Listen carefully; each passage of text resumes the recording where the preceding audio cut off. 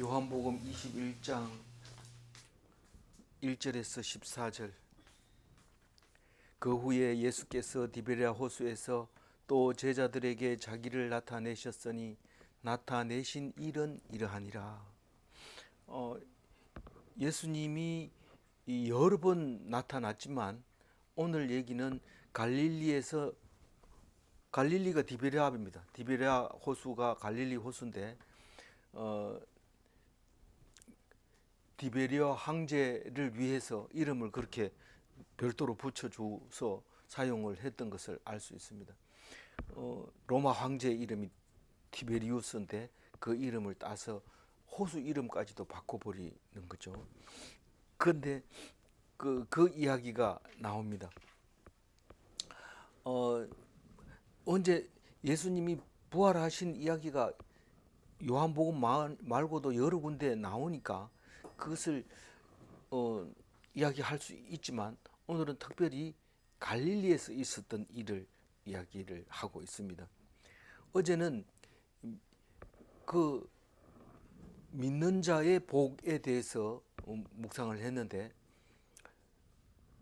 그 안 보고 믿는 자가 보고 믿는 자보다 복이 있다. 이것 때문에 우리는 그럼 우리 복이 많네 이런 생각을 하게 됩니다. 왜냐하면 예수님 못 보고 믿기 때문에 그렇죠. 근데 왜 그런 말을 했을까요? 도마 때문에 그런 겁니다. 도마가 모르는 건 모른다 그러고 안 믿어지면 안 믿어진다고 했기 때문에 그 말을 할 수 있었던 게 가능한 겁니다. 우리가 믿는 척하고 가만히 있으면 절대로 그 말을 할 수가 없어요. 근데 도마 때문에 믿게 됐을 때 우리는 오히려 불신자들이 우리한테는 믿는 사람들한테는 되게 감사하고 고마운 일이죠. 그 사람을 통해서 우리가 믿음이 있는지 아니까요. 만약에 처음 믿는 사람만 있으면 내가 뭐 자랑할 것도 없지만 불신자들이 있으니까 너는 안 믿지만 나는 믿는다 이러니까 굉장히 자부심이 있어지고 힘이 있어지고 용감해지고 달라지고 위로를 받고 저는 사실 그랬어요. 나를 막 무시하는 사람들 보고 또 그리고 잘난 체하고 이러면은 니는 안 믿지만 나는 믿는다 이러면서 위로를 받는데 어느 날 갑자기 그 사람이 막 교회 와가지고 믿는 걸 내보다 더 잘 믿고 이러면 막 기죽어 가지고 이게 난 뭐지 여태까지 믿고 있었는데 이러면서 그렇게 할 때가 더 힘들더라고요 사실은. 그래서 우리는 불신자를 볼 때 나를 위해서 하나님이 저런 걸 보내주셨구나. 특히 이제 이단이라고 부르는 사람들이 사람을 괴롭힙니다. 성경 공부한다 그러고 자꾸 그러니까 사람들이 싫어하고 피하고 이러는데 가서 얘기 가만히 들어보면 우리가 생각 안 했던 걸 막 얘기합니다. 너희들 법계가 어떤 건지 아냐, 성탄절이 어떻게 생겼냐 아나, 구원이 받았냐 막 이렇게 얘기할 때 모르는데 이러면 내 신앙을 점검할 수 있는 유일한 길이죠. 그 사람이 이단이든지 불신이든지 나하고는 관계없어요. 근데 그 사람들을 통해서 내 신앙을 점검할 수 있게 되니까 그 사람들한테 늘 감사하고 그렇게 생각을 해야 되는 거죠. 나한테 맡긴 것도 아닌데 이단 척결한다 이러면서 막 나와서 이단 다 없애고 막 혼내고 이러는데 나중에 보면 그게 오히려 벌 받는 게고 죄를 짓는 거라는 것을 알게 되는데 부끄러운 줄 알아야 되죠. 그런 사람을 볼 때마다 내 믿음이 제대로 섰는가, 저 사람들한테 말할 수 있는 그런 신앙이 있는가, 이거를 점검하라고 하나님이 보낸 건데 엉뚱한 짓을 하고 그만 죄를 짓게 되는 것을 볼 수 있는데, 그래서 이 도마를 보면서 야, 니 그렇게 당돌하게 예수님한테 그렇다면 그런 줄 알고 있으면 안 되겠나 이렇게 하는데 도마 때문에 예수님이 말씀을 해주시고 또 도마는 또 그거에 감격해서 그냥 다른 사람은 믿는 척하고 또 모르면 옆에 다른 사람한테 물어보고 이러지만 도마는 예수님한테 물어보고 막바로 신앙 고백을 합니다. 나의 하나님, 나의 주님 이렇게 얘기하는데 다른 사람은 우리 주님이라 해야지 왜 나의 주님이라고 하냐 이러는데 예수님이 그랬잖아요. 나의 하나님이라고 그랬잖아요. 나의 하나님. 나의 하나님이라고 해가지고 혼나잖아요. 도마도 나의 주님, 나의 하나님 이러니까 네가 독단적으로 그래 얘기하냐 이런데 나의 하나님, 예수님 닮아서 그렇게 얘기해야 돼요. 그래서 지금도 우리가 나가면 나의 하나님 이러면 혼내줍니다. 우리 주 예수 그리스도의 은혜와 우리라는 말을 써야 되지 왜 나라고 그러냐? 우리 다 같은 기독교 아니냐? 우리는 원래는 하나님과 나와의 두 사람과의 관계인데 기독교라는 그 교를 세를 확장시키려고 하니까 우리라는 단어를 안 써가지고는 안 되는 거예요. 그리고 그 우리라는 단어가 틀렸냐 하면 틀린 건 아닙니다. 근데 그거를 사용함으로써 우리가 성경을 제대로 가르칠 수 있는 사람을 만날 수 있게 되고 또 그 사람은 이단이 아니니까 가서 배워라 이러고 허락도 하고 이러니까 또 제대로 배우게 되고 이런 거죠. 우리라는 단어는 우리 공동체를 이루는데 참 중요한 단어지만 그러나 하나님과 나와의 사이에는 우리가 아니고 나와의 관계고 예수님처럼 살아라 이 말은 결국은 나라는 거지 우리는 아닙니다. 그래서 그거를 어제 이제 묵상을 했어요. 그래서 예수님이 도마한테 와가지고 도마가 손에다가 못자국에다 내가 손가락 넣어보기 전에는 내가 못 믿겠다 이러니까 예수님이 안 믿으면 그만이지 뭐 이렇게 안 하고 찾아와가지고 뭐 손 넣어봐라 옆구리 넣어봐라 이래 직접 이렇게 만져보게 한 것을 보면서 우리가 뭐 안 믿으면 그만이지 우리 예수 말씀 전하다가 안 믿으면 니는 지옥 가라 이런데 예수님은 찾아와가지고 자세하게 설명 니 그거 믿고 있는 거 제대로 한번 믿어봐라 그러고 보여주는데 그게 믿음은 바라는 것들이 실상이다. 뭔 말인지 잘 모를 때는 거꾸로 생각하면 돼요. 우리가 눈에 보이는 것은 허상이다 이겁니다. 눈에 보이는 건 허상이다. 우리가 돈이 좋다고 생각했는데 돈은 순식간에 확 날아가 버리는 거예요. 그리고 가져가지를 못합니다. 근데 믿음은 뺏어갈 수도 없고 그것은 돈으로 환산할 수 없는 엄청 큰 가치 있는 거다. 그게 믿음은 실상이고 눈에 보이는 것은 허상이다. 그래 어제 묵상을 했습니다. 오늘 마지막 장 21장 1절을 보면은 그 후에 이랬습니다. 그 후에는 뭔 그 후에냐면 맨 처음에 예수님이 부활할 때는 제일 처음에 누구를 만났어요? 막달라 마리아를 만났어요. 막달라 마리아를 어떻게 만났어요?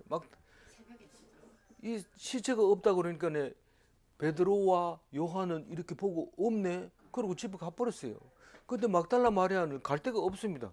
뭐 나는 예수님 말고는 따라갈 데가 없다. 이 요한도 아버지가 있고 베드로도 뭐 집에 가면 마누라도 있고 이래가지고 집에 가면 고기 잡고 이래가지고 돈 벌고 그냥 살면 돼요. 그래 집에 가버렸지만 막달라 마리아는 어떤 사람이 추측하는 것처럼 장녀 있을 수도 있어요. 우리는 그건 근거는 없지만 만약에 그렇다면 다시는 거기로 갈 수 없는 곳입니다. 그러면 막달라 마리아는 어디로 가야 됩니까? 갈 데 없어요. 그래서 무덤 앞에서 나를 어디로 가라고 그럽니까 하고 대성통곡을 하고 큰 울다 보니까 무덤을 들여다보고 싶은 마음이 생긴 거예요. 그래서 이렇게 들여다보니까 뭐가 있어요? 전사가 두 사람이 있어요. 하나는 머리 밑에, 하나는 머리 삼배 개놓은 거, 머리 두건 써놨는 거, 이거 따로 개놨는데 딱 하나씩 있어요. 근데 이 요한은 그걸 보면서 막달라 마리아가 본 그 두 천사 사이에 예수님이 계신다. 눈에 보이지는 않지만 모세의 법궤 위에 두 천사 그룹 사이에 하나님이 계시듯이 그렇게 계신다고 그림을 그렇게 그린 것 같아요. 그래서 네가 성령을 훅 내밀면서 그 성령 받아라 이거는 막달라 마리아는 못 봤어요. 왜냐하면 그날 저녁에 왔으니까. 막달라 마리아는 아침에 와가지고 보고 뭐 점심 때에 만났는지 10시에 만났는지는 알 수 없지만 만났는데 예수님이 오셔서 성령 받아라 하고 후 했을 때가 저녁 때였거든요. 그 마가의 다락방에 왔을 거예요. 다락방에 모였을 때 와가지고 성령 받아라 해놓고 그 성령을 받으라 해놓고 너희들이 죄를 사하면 사하게 되고 사하지 않으면 그대로 있다. 그 얘기를 합니다. 하나님이 속죄소 위에 올라와 거기 앉아서 하는 일이 뭡니까? 하나님이 죄를 사해 주는 일을 합니다. 혹시 죄를 사하지 않는 경우도 있습니까? 없어요. 100% 속죄해 줍니다.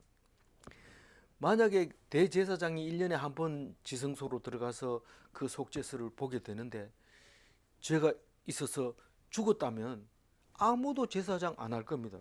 한 사람도 안 죽었어요. 그리고 제물을 드려라 하지만 사람을 죽이는 제사는 하나님이 안 받는다는 거 알잖아요. 이제 그 아브라함이 이삭을 바쳤을 때도 그거 안 받는 거잖아요. 그 이제 요한복음 끝나면 이제 이삭을 묶어가지고 바치는 이야기 나오지만 하나님은 절대로 그렇게 하지 않습니다. 근데 유일하게 율법을 어겨서 죽은 사람이 있습니다. 누구죠? 모세가 안식일에 하지 말라는 나무를 하다가 붙들려 왔잖아요. 이 사람이 나무 하다 붙들려 왔습니다. 가둬놨다가 모세가 기도를 하니까 어떻게 할까요? 죽여라. 그래서 죽입니다. 그리고 율법을 어겨서 죽은 건 그 한 사람밖에 없어요. 뭐 다른 사람이 있는지 모르지만 제가 여태까지 여러 번 읽어봤는데 한 사람도 없어요. 제물로도 없고 실제로 불법 때문에 죄 때문에 죽은 것도 없습니다. 사실은 그 한 사람을 죽이고 나서 후유증이 컸지요. 고라 자손들이 들고 일어나고 네가 뭔데 우리의 왕자리에 앉아 있느냐 이래가지고 대들고 그래서 모세가 아주 혼났는데 어쨌든 그거 말고는 없습니다. 그 너희들이 죄를 사해라 그 성령을 받으면 성령과 성부와 성자 이 세 개는 하나잖아요. 근데 우리가 성령을 받으면 우리도 하나가 되는 거예요. 하나라는 얘기는 여러 번 얘기했어요. 하나인데 너희들은 죄를 사해야 된다. 그게 네가 할 일이다라고 어제 말을 했습니다. 그럼 우리는 더 이상 얘기 안 해도 되죠. 그래서 막달라 마리아에게 나타났다가 그날 저녁에 주일날 저녁에 이제 도마가 없을 때 나타났다가 8일 후에 일주일 뒤에 다음 주 한 주 뒤에 주일날 도마가 있을 때 나타나잖아요. 그래서 나타나고 그 후에 이랬는데 실제로 그 사이에는 막달라 마리아 말고 다른 여인도 에게도 나타났다고 마태복음에 얘기하고 베드로한테도 나타났다고 얘기를 합니다. 그리고 누가복음에서는 엠마오로 가는 길에 예수님 만난 이야기도 합니다. 그리고 이제 요한복음에서 얘기하는 도마가 없을 때, 도마가 있을 때, 그러고 나서 그 후에 갈릴리 호수에서 예수님이 만납니다. 그래서 갈릴리 호수에서 만나는 건 디베라 호수라고 표현을 했고, 그리고 이제 마태복음에 보면 그 갈릴리 호수 뒤에 예수님이 세례를 받고 제일 먼저 산에 올라가서 팔복을 가난한 자는 복이 있나니 그거 설교하던 그 산에 올라가 가지고 너희들은 이제 땅끝까지 전파해라 하고 말하는 이야기가 팔복산에서 마태복음에서 나오고, 그리고 고린도전서를 읽어보면 500명에게 나타났다라고 표현을 하고 있어요. 그리고 고린도전서에 야고보에게도 나타났다 이렇게 얘기하지만 사실 사도행전을 보면 사도 바울이 다메섹에서 빛으로 만난 예수님, 바울아 바울아 네가 왜 나를 핍박하느냐, 가시채 발길질하기도 힘들구나 뭐 이러면서 예수님이 만나 주신 그분도 이 바울 얘기는 부활하신 예수님을 만났다라고 얘기를 하죠. 그리고 사도행전에서는 이제 예루살렘 옆에 있는 감람산 베다니에서 하늘나라로 올라가는 이야기를 성천하는 얘기를 함으로써 40일 동안 500여 형제에게 보여주신 예수님의 부활을 이제 설명하고 있는데, 그 중에서 오늘 이제 요한복음은 디베랴 호수에서 있었던 일을 나중에 넣은 것 같아요. 21장이. 그래서 오늘과 내일은 21장으로 마무리를 합니다. 어제 이야기를 거의 다 했지만 그래도 오늘 얘기는 특별한 거니까 정리할 수 있는 겁니다. 40일 동안 나타냈다는 것도 사도행전에 나와요. 친히 살아 계심을 나타내사 40일 동안 그들에게 보이시며, 이렇게 1장에 나와 있고, 500여 형제 이야기는 고린도전서 15장에 보면 사흘 만에 다시 살아나사 그 후에 500여 형제에게 일시에 보이셨나니, 이렇게 설명을 하고 있습니다. 40일 뒤에 올라가고, 그리고 성령이 이 마가의 다락방에 임하게 될 때 며칠 사이가 될까요? 한 10일 있다가 오순절 마가의 다락방에 성령이 임하게 되는 걸 볼 수 있잖아요. 오순절이니까, 그죠? 오순절은 6월절 50일이니까 3일 뒤에 예수님이 부활했고, 부활하시고 40일간 모여줬으니까 10일 있다가 이제 성령이 임하는 것을 볼 수 있습니다. 2절 읽어볼까요? 시몬 베드로와 디두모라 하는 도마와 갈릴리 가나 사람 나다나엘과 세베대의 아들들과 또 다른 제자 둘이 함께 있더니. 네, 그러면 전부 합해서 몇 명이에요? 7명이죠. 이름 5명은 나왔고 둘은 모르죠. 그 요한은 도마에 대해서 되게 신경을 많이 쓰고 있어요. 그래서 도마가 베드로 다음으로 이름이 나오잖아요. 그리고 가나 사람 나다나엘인데, 요한은 가나 혼인 잔치 이야기를 유별나게 다른 사람 공간 복음에서는 안 할 때 합니다. 그리고 그 가나에 나다나엘이라는 사람이 있는데, 이름도 공간 복음에서는 바돌로메라고 하는데 이 요한만큼은 나다나엘이라고 표현을 합니다. 그리고 거짓이 없다. 예수님이 뭐 나사렛에서 무슨 선한 게 나겠느냐, 나다나엘이 그랬어요. 왜냐하면 가나 옆에 나사렛이 있는데 우리 옆에 동네 누가 존경합니까? 그 뭐 사람 같은 사람들이 사냐 이러면서, 그 인간 같지 않은 사람들이 사는 동네, 이렇게 누구든지 다 남의 동네를 그렇게 해요. 그래서 가나 사람이 이 그 나사렛 사람을 뭐 거기서 무슨 뭐 선한 게 나겠냐 이랬는데, 예수님이 나다나엘을 거짓이 없다고 얘기하잖아, 그죠? 그리고 세베대의 아들들이 누굽니까? 요한과 어, 요한과 야고보, 큰 야고보죠. 뭐 이 사람 두 사람은 얘기할 필요 없어요. 이 사람들은 어디 고향이 어디예요? 베드로하고 같죠? 베드로하고 어디예요? 갈릴리 베세다죠. 예, 베세다. 베드로 베드로하고 이제 저기 요한은 아니다, 그죠? 예, 요한과 야고보는 아니고 베드로와 누구예요? 안드레와 빌립, 이 세 사람이 예, 같은 동네 베세다 사람이었죠. 그럼 다른 사람은 두 사람은 누굴까? 이렇게 생각해 보면 이 쭉 적어놨는 거 보면은 안드레하고 빌립밖에 없어요. 될 만한 사람이. 왜냐하면 제일 끝에서 보면 셀롯 시몬에 대해서는 요한은 1절 얘기를 안 하고 있어요. 작은 야고보 얘기도 안 하고 마태 얘기도 안 하고 있거든요. 근데 유다 얘기는 한 번 합니다.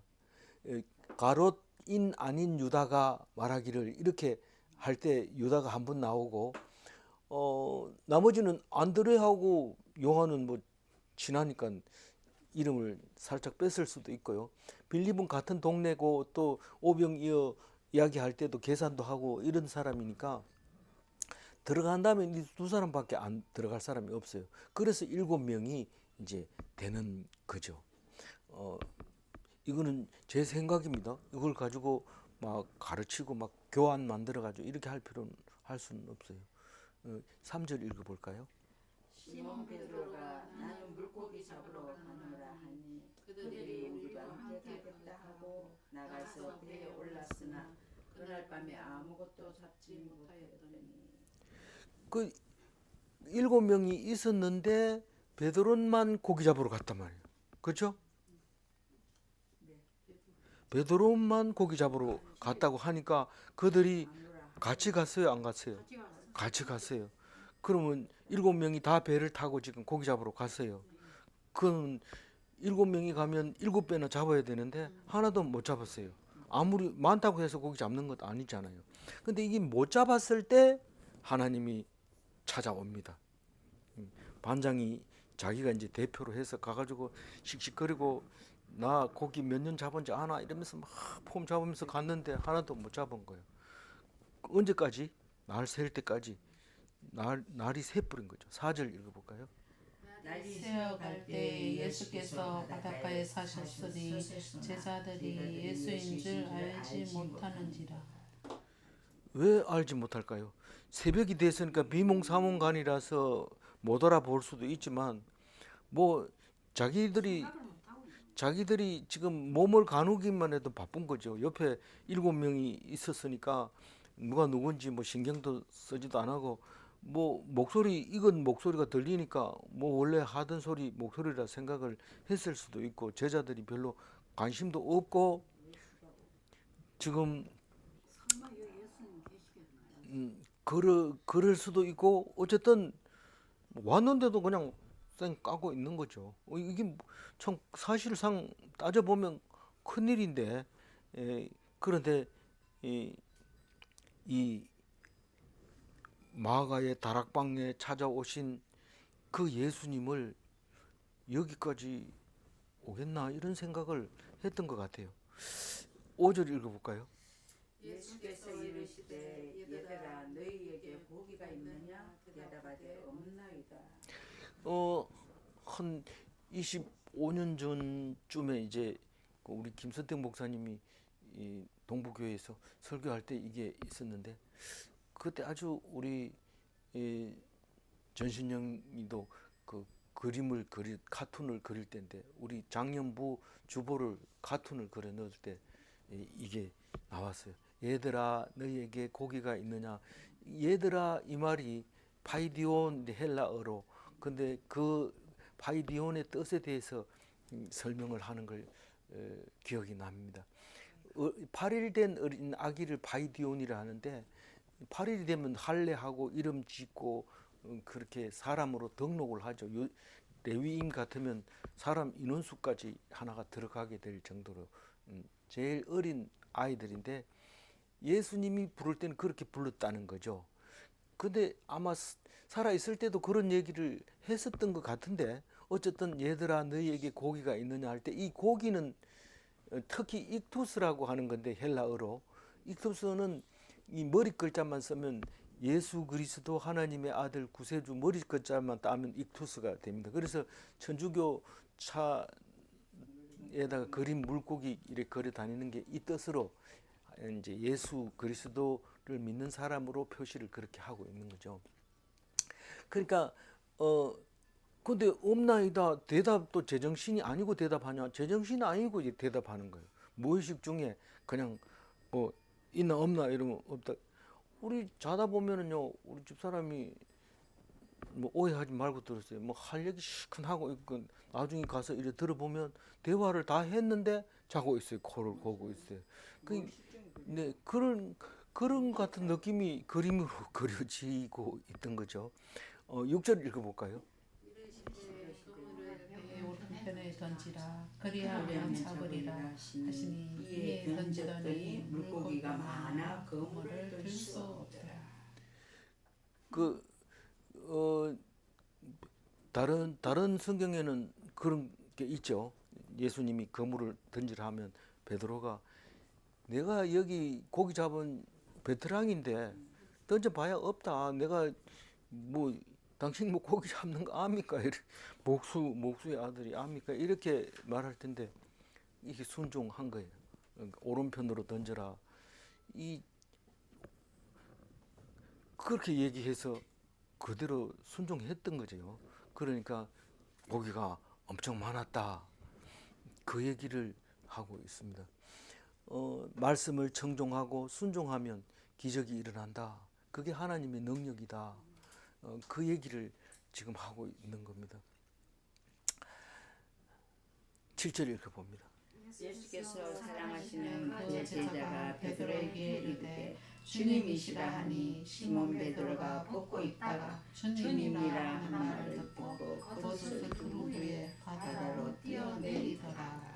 이 7절부터 11절 이야기는 정확하게 뭘 얘기를 하려고 하는지 모릅니다. 요한이 뭘 얘기를 하는지 모르지만 그때 상황은 설명을 하고 싶습니다. 다시 말해서 우리가 자다 일어나서 꿈 얘기를 하는데 뭔 얘기를 하는지 몰라. 본인도 뭔 얘기를 하는지 모르고 듣는 사람도 이 사람이 뭔 얘기를 하는지 모르는데 근데 얘기를 자세히 들어보면 엄청 강조를 해요. 그때 말이야 여기 저게 이 하늘색 칠해놓은 거 이거는 전부 다 강조한 겁니다. 이거 빼도 말이 되는 거거든요. 이야기를 여기 하려면 빼도 되는 이야기인데 강조합니다. 우리 꿈 얘기할 때 그냥 하는 게 아니라 막 그 사람이 막 그렇게 해가지고 막 그랬는데 막 이런 꿈 얘기는 다 그렇게 해요. 그 누가 똑바로 나와서 이 얘기했는데 그랬는데 이게 아니고 이 형용사가 많이 들어갑니다. 그래서 예수께서 사랑하는 하시는 그 제자는 자기를 말하는 거예요. 이 지금 요한 복음을 쓴 요한이 베드로에게 내가 주님이시다. 자기는 이 요한 복음을 쓰니까 예수님이 옆에 와가지고 오른쪽으로 던져라 이런 얘기가 눈에 그림으로 그리는 거죠. 그래서 자기는 알고 있는데 베드로는 몰랐던 것 같아. 그래서 내가 주님이시다 이렇게 얘기하니까 베드로가 벗고 있다가 왜 벗었어요? 뭐 더우니까 옷 우통을 벗은 거죠. 다 벗었다는 뜻이 아니고 벗고 있다가 주님이라고 하니까 옷을 주워 입었는데 뭐 베드로하고 예수님하고 뭐 옷을 가릴 정도로 그런 사이는 아니지만 이게 왜 그런지 모르지만 하여튼 베드로가 그렇게 옷을 입고 그리고 바다로 그냥 뛰어내려 버린 거예요. 이 바다가 아무리 얕아도 지금 50칸쯤 된다는데 육지에서 50칸, 50 개역 한글에는 50간, 이 103번이기는 100자 이래놓고 200규빗이라고 쓴 성경도 있고 90m라고 쓴 거 있고 공동 번역에는 100m라고 적었는데 이 100m 정도 되면은 뱃사람들은 어지간하면 배 수영을 할 수도 있고 그렇게 될 겁니다. 그리고 그건 호수가 얕아가지고 뭐 안 들어가 봤지만 하여튼 그런 그 정도는 뭐 그렇게 위험하지 않은 것 같아요. 근데 베드로가 그냥 바다에 뛰어들어 버렸다는 거예요. 그 이후에 일어난 일은 얘기 안 합니다.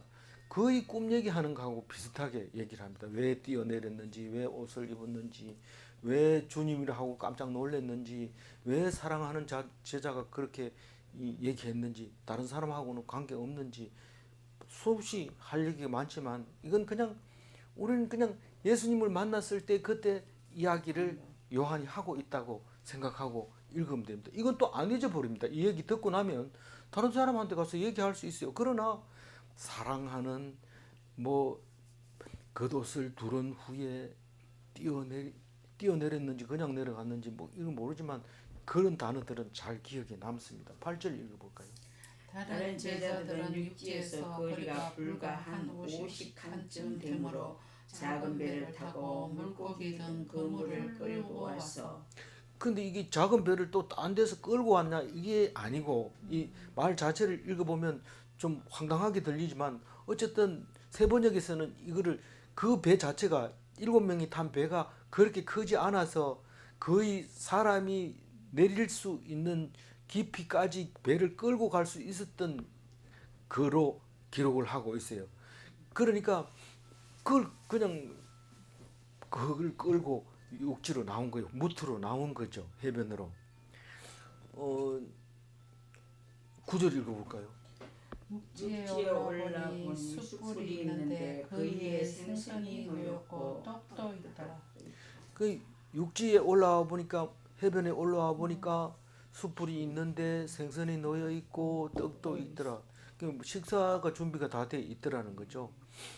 뭐 전후 이야기는 원인과 결과 어디로 가고 있는 이야기를 하는 게 아니고 그냥 그림으로 그려서 그때 눈으로 본 환상으로 본 이야기를 지금 하고 있는 겁니다. 10절 읽어볼까요? 예수께서 이르시되 지금 잡은 생선을 좀 가져오라 하시니 그러니까 지금 잡은 생선을 가져오라 이 말은 환상이 아니라는 것을 그때 우리에게 보여주고 있었다는 말이죠. 현실이다. 그래서 예수님이 명령을 했다. 그러면서 11절 읽어볼까요? 시몬 베드로가 올라가서 그물을 육지에 끌어올리니 가득히 찬 그물고기가 153마리라 이같이 많으니 그물이 찢어지지 아니하였더라. 우리는 뭐 고기를 안 잡아서 잘 모르지만 베드로가 올라가서 그물을 육지에 끌어올리니 이 올라가서 이 말은 배에서 내려서 땅으로 올라가서 이런 뜻같이 들려요. 근데 정확한 말은 모르겠지만 하여튼 그런 거예요. 그래서 그물에서 끌어올 그물을 끝까지 배 위까지 고기를 못 올리고 그냥 그물을 물에 담근 채로 그물 입구만 들고 육지로 올라와서 잡아한 게 올렸을 것 같아요. 제가 그림을 그리라면 그렇게 그렸을 거예요. 그렇게 올렸는데 가득히 찬 물고기가 어디에 가득 찼다는 거예요? 그물에 가득 찬 물고기가 153마리라. 153마리를 누가 세겠어요? 그 앉아가지고. 근데 영화를 보면 셉니다. 그거를. 그 세 가지고 세금 낼 때도 그 마리수를 가지고 다 세금을 내요. 그렇기 때문에 안 셀 수가 없어요. 153마리는 실제로 세 보면 크게 많은 건 아니잖아요. 많은 건 아니지만 그래도 153마리 큰 고기가 153마리면 그건 큰 거죠. 세금을 내고도 아주 넉넉한 건데 그 고기를 그물이 찢어질 정도가 되는데 그물이 안 찢어졌다.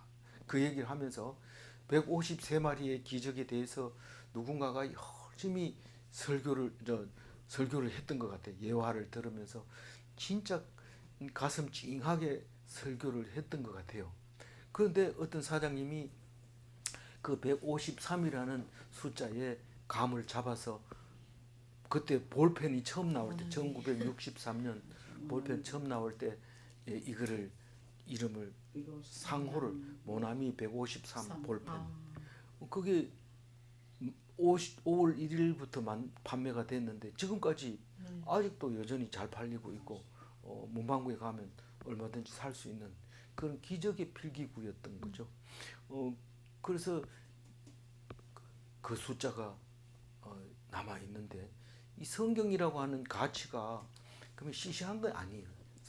엄청난 가치가 성경 속에 들어 있는데 이 숫자를 아프리카 사람도 알고 전 세계 숫자 사람들이 다 알기 때문에 그걸 보면서 예수 믿는 사람은 거부감을 갖지 않을 겁니다. 그러니까 전 세계가 모나미 볼펜을 아껴서 사용할 수 있는 거죠. 12장 12절 읽어볼까요? 예수께서 이르시되 와서 조반을 먹으라 하시니 제자들이 주님이신 줄 아는 고로 당신이 누구냐 하며 묻더라. 이 마가 뭡니까 도마가 있는데도 안 물어봤어요. 도마도 정신이 없었던 것 같아요. 그래서 뭐 도마는 좀 의심나면 당신 누구야 이러고 막바로 얘기할 텐데 안 했다고 얘기하고 있어요. 조반을 먹으라 이러면 먹는 데만 신경 쓰고 누구든지 상관없이 먹자 이러고 달려들었는 것 같은 그런 느낌이 들어요. 13절 읽어볼까요? 예수께서 가셔서 떡을 가져다가 그들에게 주시고 생선도 그와 같이 하십니다.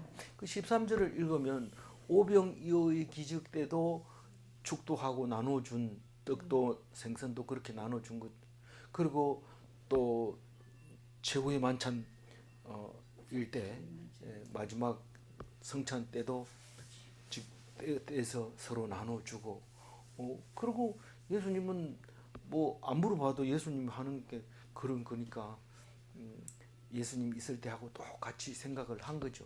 그러니까 우리는 예수님이 나타난 그것이 진짜냐 아니냐 헛걸을 본 게 아니냐 그렇게 따지는 게 아니라 예수님과 함께 있을 때 한 것처럼 그렇게 행동하는 것이 예수님이 계시는 거예요.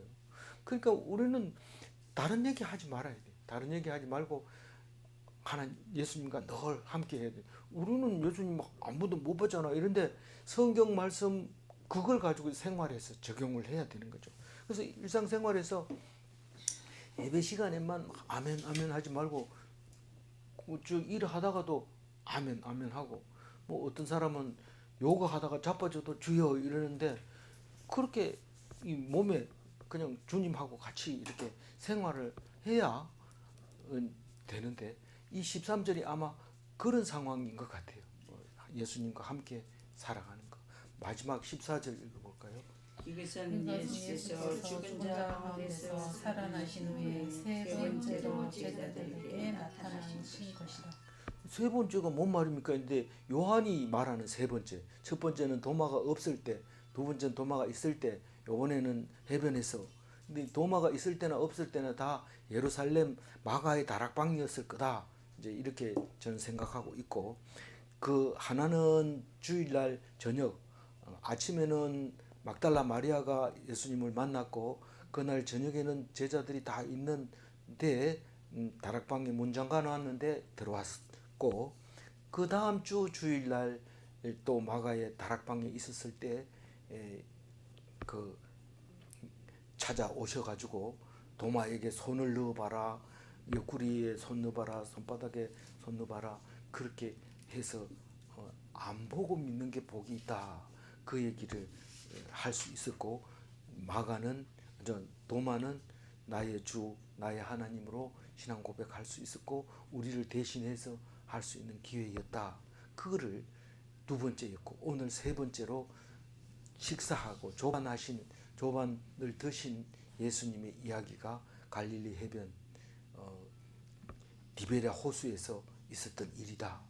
이거는 분명히 세 번째이기 때문에 예수님이 이 부활하신 9일부터 40일 사이에 어느 날 있었던 일인데 7명의 어부 제자들에게 나타난 이야기다, 그 얘기를 하신 거죠. 네, 그렇습니다. 이제 남아있는 요한복음은 네가 나를 사랑하느냐 세 번 물어보고, 요한은 그러면 어떻게 됩니까? 라고 물었을 때 요한이 어떻든지 네하고 무슨 상관이냐 하고 야단 맞는 베드로 이야기가 마무리됩니다. 요한복음은. 그렇지만 성경에는 안 나오지만 베드로는 어떻게 됩니까? 거꾸로 매달려서 로마에서 죽게 되고, 오른편에 앉겠다고 하는 야고보는 첫 번째 순교자가 되는 거죠. 그죠? 예. 그리고 두 번째 왼쪽에 예수님 자리에 앉겠다고 하던 사람이 누구예요? 사랑하는 사람 요한복음을 쓴 그 요한이 그 어머니를 죽기까지 모시고 살다가 간 좌우에 앉게 된 거죠. 그게 앉혀서 앉는 게 아니라 너희들이 그 고백을 함으로써 너희들이 그 자리에 앉았다는 것을 우리가 말할 수 있게 되는 거죠. 베드로는 베드로니까 또 그렇게 죽게 됐던 것이고요. 우리는 믿는 대로, 그리고 소망한 대로, 원하는 대로 하나님이 꼭 이루어 주신다는 사실을 알고 날마다 우리가 원하는 것을 기도하면서 그렇게 살아갔으면 가야 됩니다. 네, 6절 하이라이트만 읽고 마무리하겠습니다. 이르시되 그물을 배 오른편에 던지라, 그리하면 잡으리라. 영의 양식으로는 죽지 않습니다. 영의 양식으로는 안 죽지만 육의 양식으로는 잠시만 살 수 있습니다. 잠시가 얼마입니까? 긴 사람은 60년, 어떤 사람은 100년까지 살 수 있지만 그럼에도 불구하고 순식간에 지나갑니다. 예수님은 2000년 전 오신 분이고요. 질문합니다. 사람이 떡으로만 살 수 없는가? 예. 사람이 육은 죽여도 영은 죽일 수 없는가? 그러니까 사람을 겁내지 마세요. 죽인다 하더라도 겁내지 마시기 바랍니다. 기도하겠습니다. 하나님 감사합니다. 요한이 이 말씀을 꼭 써야 되겠다 생각하고 디베랴 호수에서 만났던 예수님의 이야기를 기록했습니다. 만나서 조반도 먹으시고 또 고기 잡는 방향도 가르쳐 주시고 우리와 함께 늘 함께 계신다는 것을 말씀하실 때에 예수님이 없는 것이 아니라 늘 우리와 함께 우리 속에 계신다는 것을 기억하게 해주셔서 감사합니다. 죽는 것이 끝이 아니라 영원한 나라에 들어가는 것이고 영원한 예수님과 함께 사는 것이고 고통과 슬픔이 없는 곳이라는 것을 알려주셔서 감사합니다. 시시하게 살다가 별 볼 일 없는 세상에 목숨 걸고 죽어가는 어리석은 자가 아니라 썩어질 것을 버리고 영원한 것을 얻는 참된 그리스도인으로 살게 해주신 것을 믿고 감사드리며 오늘도 주님께 영광을 돌리옵고 우리 주 예수 그리스도 이름으로 기도 올리옵나이다. 아멘.